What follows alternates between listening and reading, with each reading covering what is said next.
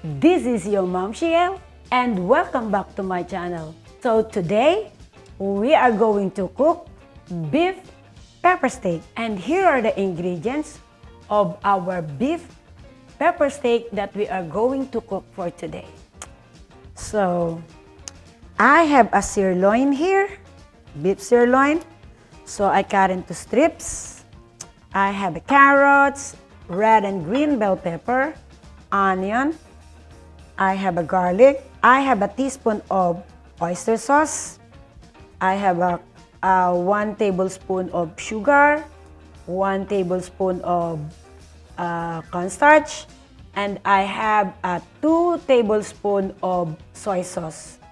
And of course, I have a black pepper, and then I have sesame oil. So before we fry our sirloin here, so we are going to prepare the sauce of our pepper steak. So I have here the 1 cup of water. So and then I'm going to add my 2 tablespoons of soy sauce. So this is gonna be our sodium. So we are not going to use the salt. 1 tablespoon of cornstarch and 1 tablespoon of sugar.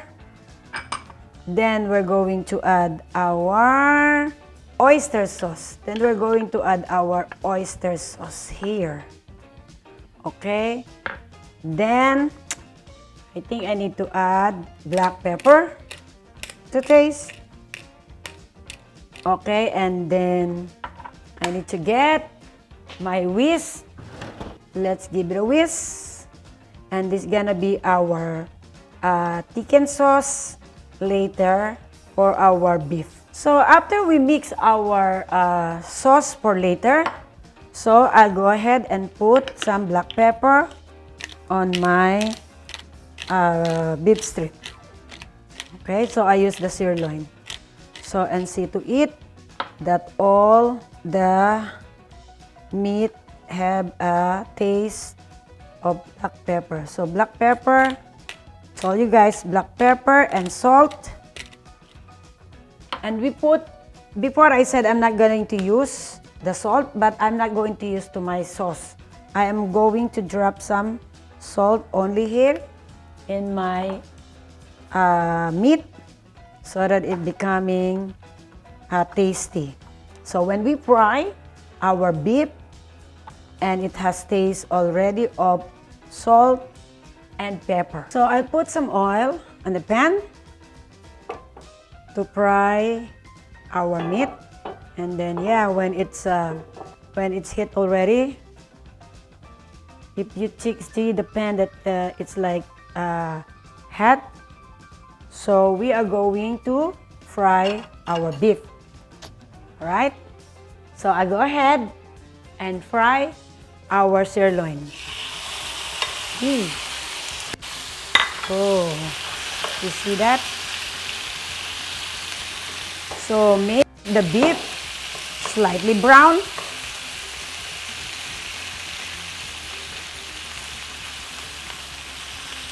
Until it becomes fully cooked.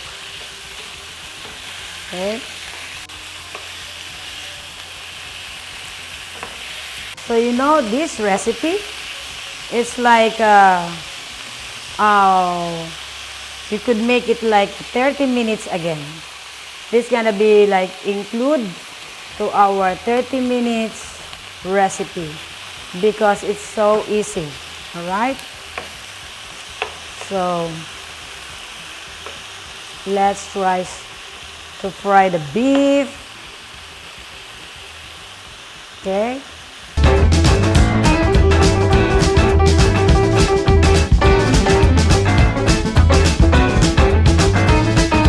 So now that the beef is slightly brown, so I'll go ahead and put our onion, garlic, carrots, red and green bell pepper. So I did not mince my onion for today. because I like the onion is like sizes of the red and green bell pepper. So we get some onion. Then I'll go ahead and put some garlic on it. Okay. So then mix it up. Let's mix it up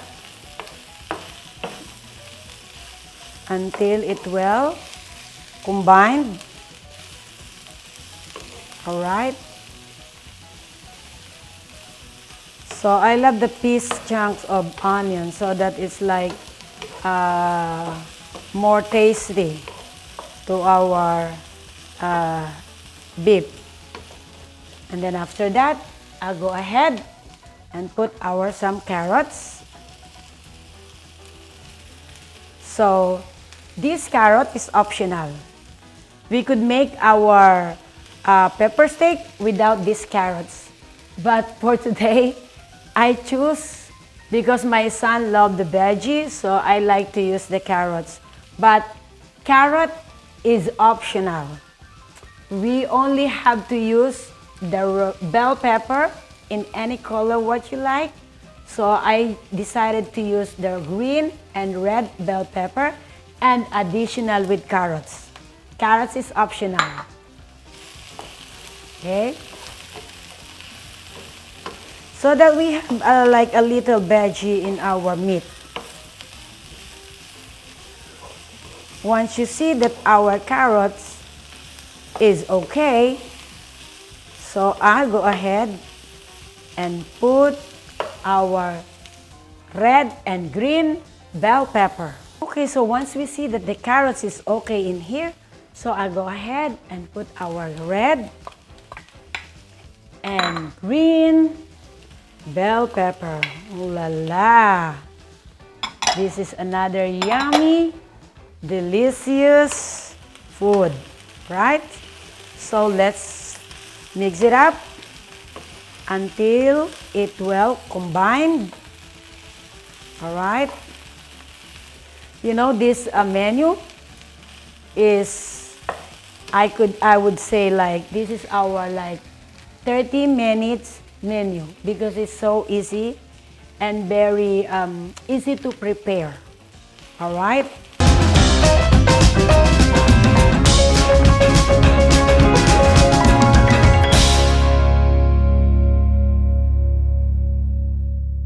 So once it's fully combined, I'll go ahead and get our sauce that we made before. So let's stir it up. So mix it well.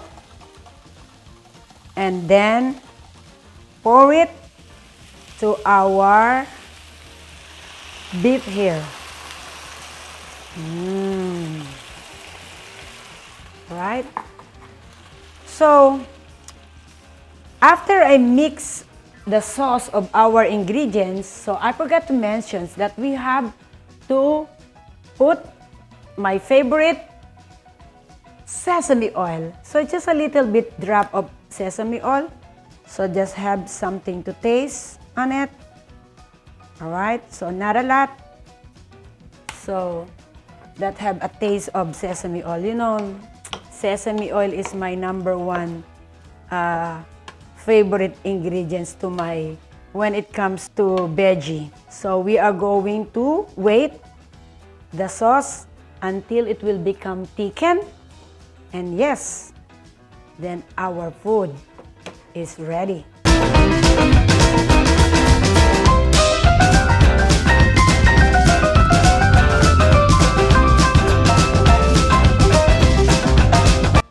Once the sauce is fully thickened and enough for our meat, and here you go. I off the stove and we are done. We are done making our beef pepper steak.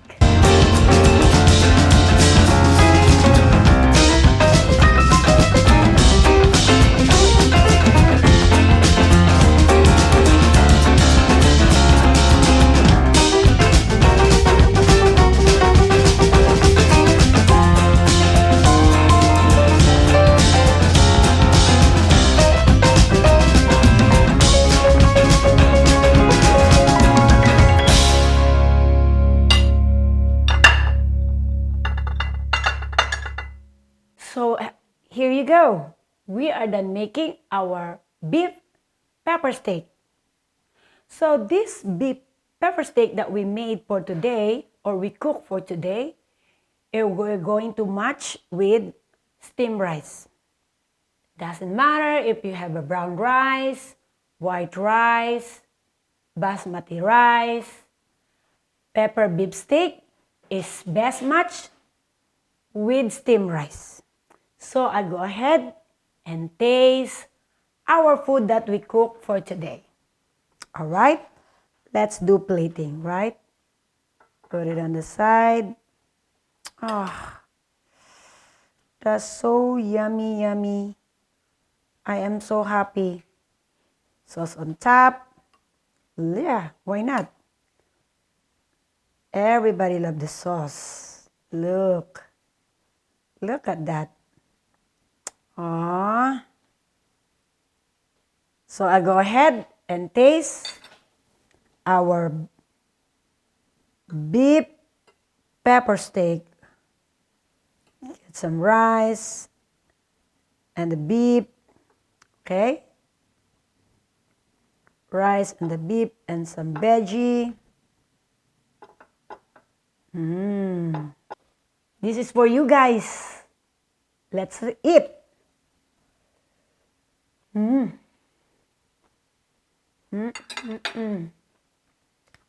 Thank you so much that I made it. I did it. It's so tasty. Delicious food.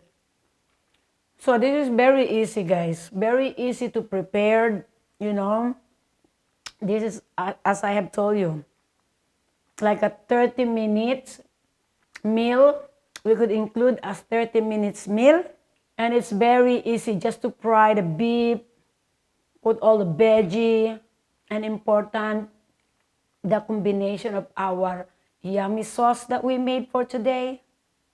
The best food from the heart. I hope you like this video, and if you do, leave a thumbs up, subscribe to my channel, and don't forget, hit the notification bell so you can get informed whenever I upload videos. As always, this is your Mom Shiel, and I'll see you in the next one. Peace.